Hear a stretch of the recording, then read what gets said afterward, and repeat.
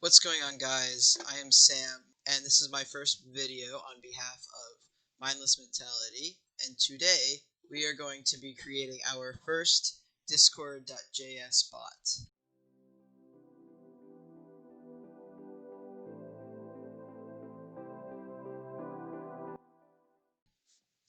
And so for this series, we will be delving into different applications and methods for using these bots and how to create them. So first of all, we have to install the proper the proper modules for this.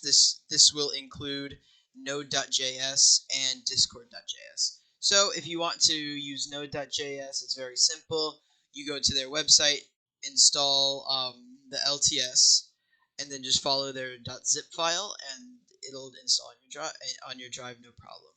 Now for Discord.js, it is a little bit more complicated, but not too bad. You just go into your terminal and type the following command: npm install discord.js, and that will install this in your registry, which is very important to have your node modules and your package lock.json file. So now with that out of the way, you're going to be going into here, creating a new file, and then just be doing index.js for now. Now that you're set up with this, you have just the basic file done. Also, I should keep in mind, if you want to create this as a GitHub thing, I will be discussing that later. So now that you have your bot up and running, you can simply just go into your you can just go here. You will go to discord.com/developers/applications. Again, all these links will be in the description. I've created my own account for YouTube specifically, so just of course separate from my own account.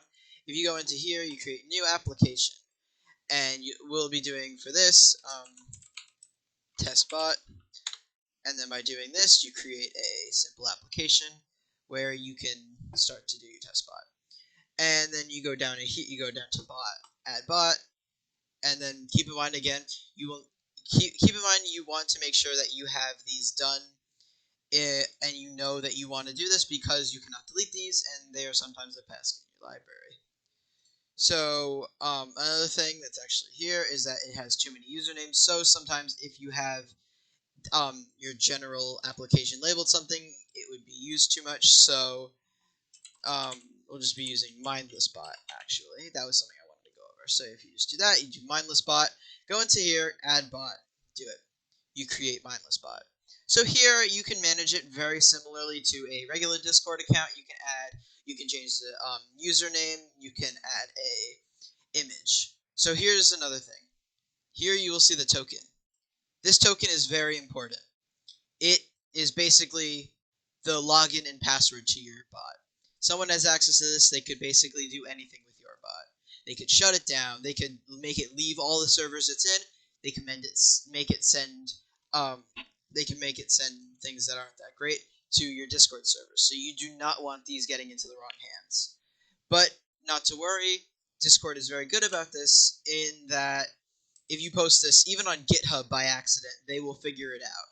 So that is something that that you will not need to worry about, except if you are talking to someone in private DMs. And if you ever worry about it, you can simply just regenerate it, and then you will get a new code. And I will be changing this bot's code, of course, after this video comes out.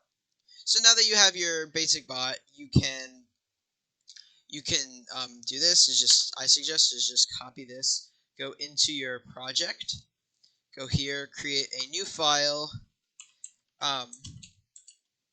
Actually, you want to be calling it token.json. This will manage your token. So now you can do token,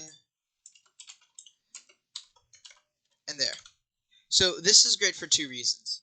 One, if you want to, this just helps you organize your files, and if you want to post this onto a GitHub, for a portfolio, you will not have the Discord police after you for posting it, because you can just make this file forgotten about.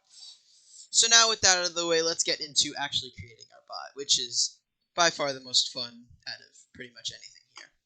So first of all, you are going to be wanting to do const discord equals require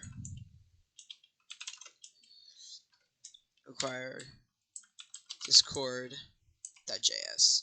This basically just tells the program that when you're using the term Discord, you are asking that it be under discord.js. Next, you are going to be wanting to do another const client equals new discord.client.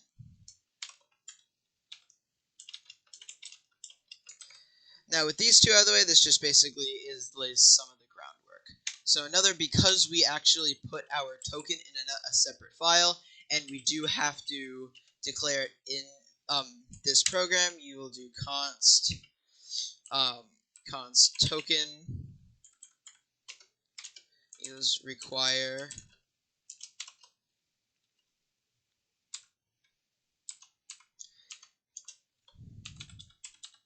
token.json. So now you have your token, and that's it. So with that out of the way, you can now move on to just letting your command know that you are going to be using your token to log into the Discord account. So now if you go here, you go client.login token. This will now just tell your JS file that you want to log in under that token. And if you want to use your script for another bot, it is very simple. It's just changing the token, which is really why making Discord bots are not as hard as people say. They isn't as bad as people lead them on to believe. So next, of course, we want to just make sure that this bot is gonna do something so that we know it's working. So one way we can do that is client once, then in quotations, just do ready on event, or you can do event or whatever. But most people do. If I could type here, do this.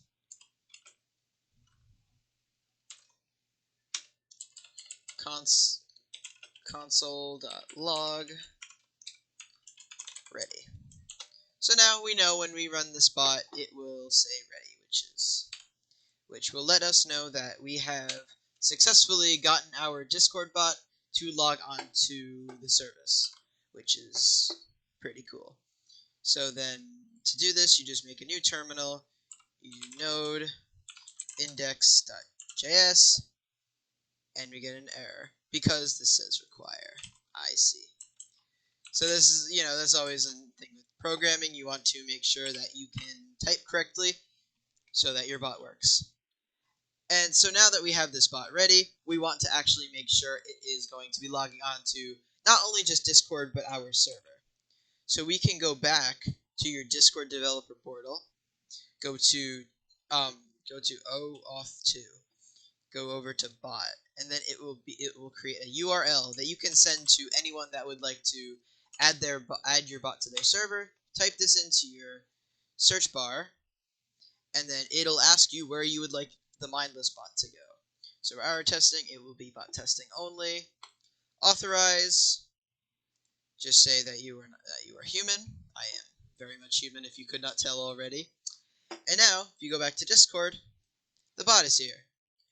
So another important thing to note about Node.js is that, just not about Node.js, but just Discord bots in general, is the script has to always be active for it to be working on your servers. Some ways around this are to use cloud softwares. Some I will link in the description below. But a great one also is to get a Raspberry Pi and run it off there. Or if you would like, you can really run it off your main rig. It does not use that much processing power.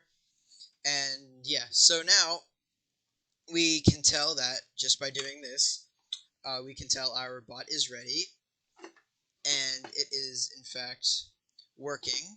Here you can see mindless bot. So now that that's out of the way, and we know that our bot is very much working. By the way, Control-C will stop your program. Now that that's out of the way, let's tell our bot to do some stuff. So now another important thing to note is the command client on. And so this will do as it implies when the client or a person writes in chat. And client is very important because it distinguishes bot from person. Client is only users, not people who are not other bots. So other bots cannot interact with yours, which is very useful because that can lead to some unforeseen accidents that would compromise your bot, which of course we don't want. So you can do client on message.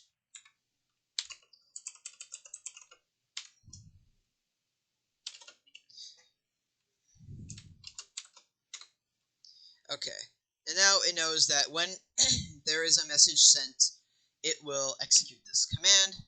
Then you can do a simple if statement: if message dot content dot starts with.